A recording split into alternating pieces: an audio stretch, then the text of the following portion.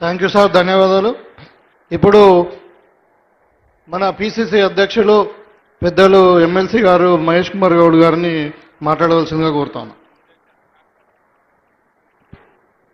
సభాధ్యక్షులు భూపతి రెడ్డి గారు, మహిళా సోదరులను కొద్ది నిశ్శబ్దంగా ఉండాలమ్మా. 10-15 నిమిషాల్లో సభ ముగుస్తుంది. ముఖ్యమంత్రి గారి మాట వినాల్సి ఉంది. ఇంకిద్దరే స్పీకర్లు ఉన్నారు, దయచేసి నిశ్శబ్దంగా ఉండండి.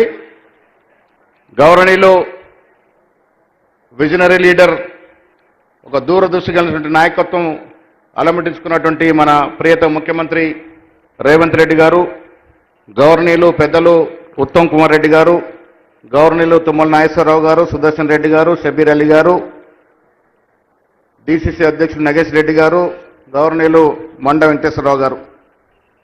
ముఖ్యమంత్రి గారు, ఈ జిల్లా చాలా పెద్ద రాజకీయ నాయకత్వం అందించిన జిల్లా.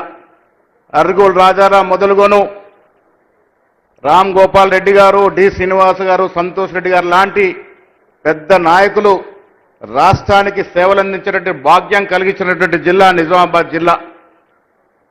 ఆసియా ఖండంలోనే పెద్ద గంజు మన నిజామాబాద్లో ఒకప్పుడు ఉండేది.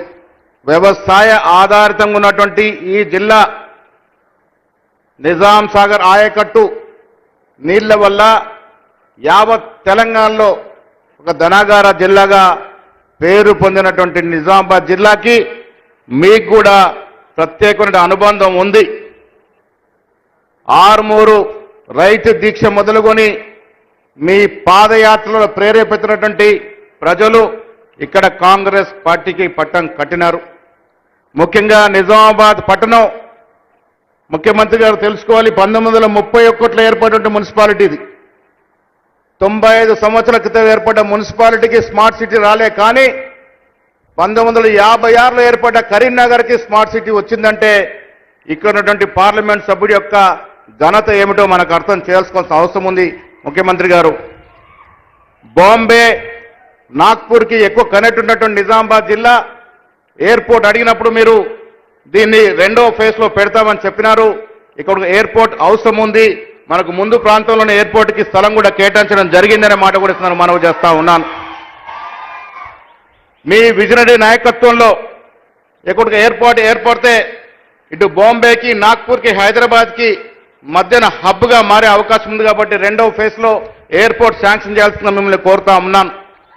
అదేవిధంగా స్మార్ట్ సిటీ ఎలాగూ రాలేదు కాబట్టి మీరు మున్సిపల్ శాఖ మంత్రిగా ఉన్నారు. నిజామాబాద్ పట్టణానికి అత్యధిక నిధులు ఇచ్చి నిజామాబాద్ పట్టణం ఒక మేటి పట్టణంగా తీర్చిదిద్దేందుకు దాన్ని దోహదపడాల్సిందిగా మిమ్మల్ని నేను కోరుకుంటా ఉన్నాను. అదేవిధంగా భూపతి రెడ్డి గారు కోరినట్టుగా ఇక్కడ నుంచి నాగ్పూర్ పోవాలంటే వయా డిచ్పల్లి పోవాలి. ఇక్కడ ఒక అధునాతనమైనటువంటి బిగ్గెస్ట్ గెస్ట్ హౌస్ డిచ్పల్లి ప్రాంతంలో ఇస్తే 3 జిల్లాలకు కనెక్టివిటీ అయ్యేటువంటి ఒక గెస్ట్ హౌస్ ఇక్కడ వస్తుందనే మాట కూడా నేను మీకు మనం చేస్తా ఉన్నాను. స్పోర్ట్స్ ఆధారిత జిల్లా. ఇక్కడ నుంచి చాలా మంది స్పోర్ట్స్ వ్యక్తులు దేశంలో రాణించారు. నిఖత్ జరీన్ నుంచి మొదలుకొని చాలా మంది స్పోర్ట్స్ మన్స్ ఈ జిల్లా నుంచి వచ్చినారు. కాబట్టి మీకు స్పోర్ట్స్ మీద ప్రత్యేకమైన దృష్టి ఉంది. కాబట్టి ఈ జిల్లాని ఒక స్పోర్ట్స్ హబ్గా మారుస్తే బాగుంటుందనే మాట కూడా మీ దృష్టికి నేను తీసుకొస్తా ఉన్నాను. అదేవిధంగా నిజామాబాద్ ధనాగార జిల్లా, మళ్ళీ ధనాగార జిల్లాగా ఆవిర్భించేందుకు ఎన్నో అవకాశాలు ఉన్నాయి. వ్యవసాయ మంత్రి గారు ఇక్కడ ఉన్నారు, మీకు ధన్యవాదములు. మేము అడగానే ఇంజనీరింగ్ కళాశాల ఇచ్చారు, 35 ఏళ్ల కోరిక తీర్చినారు. మేము అడగానే ఈ రాష్ట్రంలో 3 వ్యవసాయ కళాశాలలు ఇచ్చి ఒకటి మాకు ఇచ్చినారు. సభాముఖంగా మీకు ధన్యవాదాలు తెలియజేస్తా ఉన్నాం. నేను మీ ముందు ముఖస్థితి కాదు, కానీ మీ విజనరీ వల్ల ఇవాళ హైదరాబాద్లో 4th సిటీ తీసుకొచ్చి అక్కడ గ్లోబల్ సమ్మిట్ నిర్వహించి దాదాపు 5,78,000 కోట్ల నిధులు తీసుకొచ్చినారంటే మీ నాయకత్వానికి ఒక మైలురాయి అనే మాట కూడా సందర్భంగా మనవి చేస్తూ, మీ నాయకత్వంలో తెలంగాణ అగ్రగామిగా అన్ని రంగాలు అభివృద్ధి చెందాలని, మిగతా రాష్ట్రాలు మన వైపు చూసే విధంగా మీ పాలన ఉండాలని నిజామాబాద్ ప్రజానికం కోరుకుంటా ఉంది. మీకు అన్ని విధాలుగా అభినందనలు తెలుపుతుందనే మాట కూడా ఈ సందర్భంగా మనవి చేస్తూ, వచ్చే రోజుల్లో మీకు నిజామాబాద్ జిల్లాతో ఉన్నటువంటి ప్రత్యేక అనుబంధ దృష్ట్యా అన్ని రంగాల్లో, వ్యవసాయ రంగంలో, పారిశ్రామిక రంగంలో, టూరిజం కూడా పెద్ద స్కోప్ ఉంది జిల్లాకి. టూరిజంలో, స్పోర్ట్స్లో కూడా దీని మీద ఒక ప్రత్యేక దృష్టి పెట్టాల్సిందిగా మిమ్మల్ని కోరుకుంటూ సెలవు తీసుకుంటా ఉన్నాను. జై హింద్, జై కాంగ్రెస్.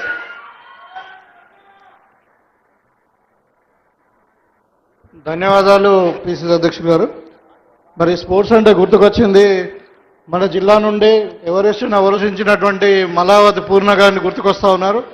వారు తండ్రి మరణించినప్పుడు మన సీతక్క గారు నేను వెళ్ళడం జరిగింది. మరి వాళ్ళ కుటుంబాన్ని ఆదుకుంటామని చెప్పాము. దీన్ని కూడా తప్పకుండా మన ముఖ్యమంత్రి గారు పరిశీలిస్తారని చెప్పి కోరుకుంటూ, మరి ఇప్పుడు పెద్దలు మన వ్యవసాయ శాఖ మంత్రివర్యులు తుమ్మల నాగేశ్వర్ గారిని మాట్లాడవలసిందిగా కోరుతాం. గౌరవనీయులు సభాధ్యక్షులు మన శాసనసభ్యులు భూపతిరెడ్డి గారు, ఈనాటి ముఖ్య అతిథి నిజామాబాద్ జిల్లాలో 100 కోట్ల రూపాయల అభివృద్ధి కార్యక్రమాలకి శంకుస్థాపనకు విచ్చేసినటువంటి రాష్ట్ర ముఖ్యమంత్రి గౌరవనీయులు రేవంత్ రెడ్డి గారు, పెద్దలు